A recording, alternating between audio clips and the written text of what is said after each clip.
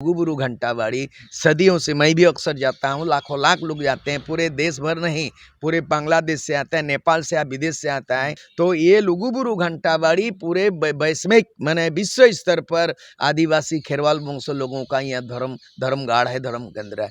लेकिन यहाँ भी क्या किया, 1500 मेगावाट हाइड्रल प्रोजेक्ट के लिए हेमंत सोरेन मुख्यमंत्री राज्य सरकार ने केंद्र सरकार को एनओसी दे दिया। 30 लाख आदिवासी का धर्म पे आप आस्था ठेस पहुंचा रहे हो। पारसनाथ को बेच दिया आपने और फिर लुगुबुरु घंटाबाड़ी को भी एनओसी दे करके हाइड्रो प्रोजेक्ट यही बनेगा, बिजली पैदा यही होगा, यही पैदा होगा कोयला लोहा। तो आदिवासी का अस्तित्व खत्म। आदिवासी संघर्ष के बल पर अपना अस्तित्व को बचाए रखा। जल जंगल जमीन पारसनाथ को मारंगबुरु को बचाना हो तो संघर्ष के जरिए बचाना होगा और लुगुबुरु घंटाबाड़ी को बचाना होगा तो अपना संघर्ष के जरिए बचाना होगा। मैं उस संघर्ष के साथ हूँ, आह्वान करता हूँ आदिवासी एक हो।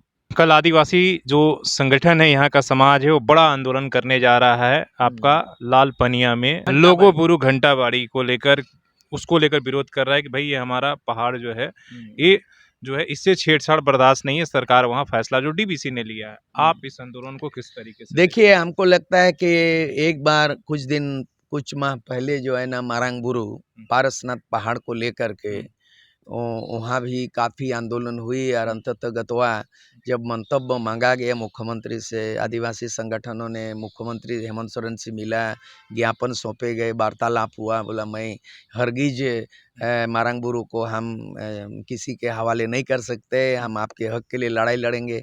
अंततः गतवा मुख्यमंत्री ने एक लेटर लिख दिया केंद्र सरकार को कि ये पौराणिक काल से पारसनाथ पहाड़ जैन धर्मावलंबियों का साथ है और मैं अनुशंसा करता हूँ किसी प्रकार का छेड़छाड़ ना किया जाए। ये पारसनाथ पहाड़ जैन धर्म वालों का है। ये चिट्ठी लिखित दिया है केंद्र सरकार को, ये क्लियर है। तो आदिवासी को आंख में धूल झोंक रहा है, इधर बात कर रहा है, मेमोरेंडम दे रहा है, आश्वासन दे रहा है, लेकिन चिट्ठी ऑफिशियली दे दिया जैन धर्मों को हरी झंडी।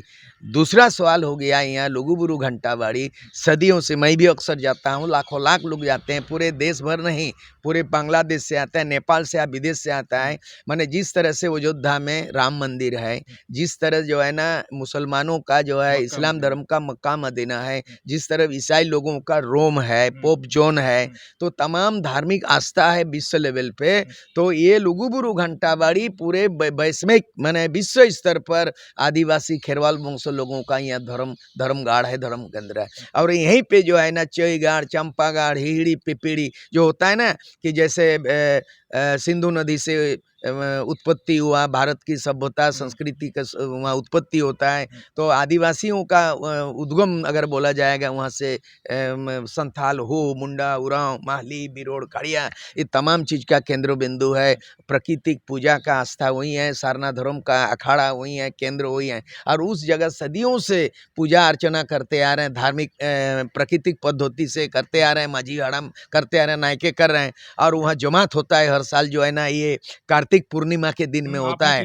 मैं भी गया हूँ, हाँ साथ में ले चलेंगे। और कल उसके लिए पूरे जन जागरण हुआ है, कल मीटिंग हो रहा है और पूरे देश विदेश के लोग कल भी जमात होगा। इसको बचाने के लिए मुहिम छेड़ चुका, मैं उस मुहिम में आह्वान में मैं भी हूँ और मैं पूरे भारत के या पूरे विश्व के आदिवासियों के साथ हूँ, चाहे धर्मकोट को लेके हो, जल जंगल जमीन को बचाने का लोग हो, और लुगुबुरु घंटाबाड़ी को बचाना हो, या पारसनाथ में जो है मारंगबुरु वो पहाड़ को बचाने का मैं साथ में हूँ। लेकिन यहाँ भी क्या किया, 1500 मेगावाट हाइड्रल प्रोजेक्ट के लिए हेमंत सोरेन मुख्यमंत्री राज्य सरकार ने केंद्र सरकार को एनओसी दे दिया। तो आप क्या बचा रहे हो भाई? आदिवासी मुख्यमंत्री, ट्राइबल स्टेट है झारखंड, ट्राइबल चीफ मिनिस्टर आप हैं और इतने खासकर आदिवासी में 30 लाख से ज़्यादा आदिवासी झारखंड में, उस 30 लाख आदिवासी का धर्म पे आप आस्था ठेस पहुंचा रहे हो। पारसनाथ को बेच दिया आपने और फिर लुगुबुरु घंटाबाड़ी को भी एनओसी दे करके हाइड्रो प्रोजेक्ट यही बनेगा, बिजली पैदा यही होगा, यही पैदा होगा कोयला लोहा। तो आदिवासी का अस्तित्व खत्म। आज भी अगर कोई छेड़छाड़ कर लेगा मक्का मदीना तो विश्व में बहुत बड़ा बवाल खड़ा हो जाएगा। रोम में अगर होगा तो रोम जो है ईसाई लोग मानेगा नहीं, तो आदिवासी कहाँ से मानेगा? इसलिए मानेंगे नहीं, आपका हाइडर प्रोजेक्ट को विथड्रॉ करना पड़ेगा। मैं तो आगाह करना चाहता हूँ, चेतावनी देना चाहता हूँ। कल शायद मैं नहीं जा पाऊँगा निजी कारणों से, लेकिन जो वहाँ होगा कार्तिक पूर्णिमा मैं जाऊँगा। और यहीं से मैं आह्वान करना चाहता हूँ भारत देश के, विश्व के आदिवासियों को कि हमारी धार्मिक आस्था पर ठेस पहुँचा रहा है। हमारा एमएलए जो चुने गए हैं और लोकसभा में 47 एमपी जो है वो चुने जाते हैं, आवाज़ पार्लियामेंट में नहीं घुसता। 29 राज्यों के अंदर में 400 से ज़्यादा आदिवासी प्रतिनिधि हैं, उनके आवाज़ बुलंद नहीं होते। आदिवासी संघर्ष के बल पर अपना अस्तित्व को बचाए रखा। जल जंगल जमीन पारसनाथ को, मारंग बुरु को बचाना हो तो संघर्ष के जरिए बचाना होगा, और लुगु बुरु घंटाबाड़ी को बचाना होगा तो अपना संघर्ष के जरिए बचाना होगा। मैं उस संघर्ष के साथ हूँ। आह्वान करता हूँ आदिवासी एक हो।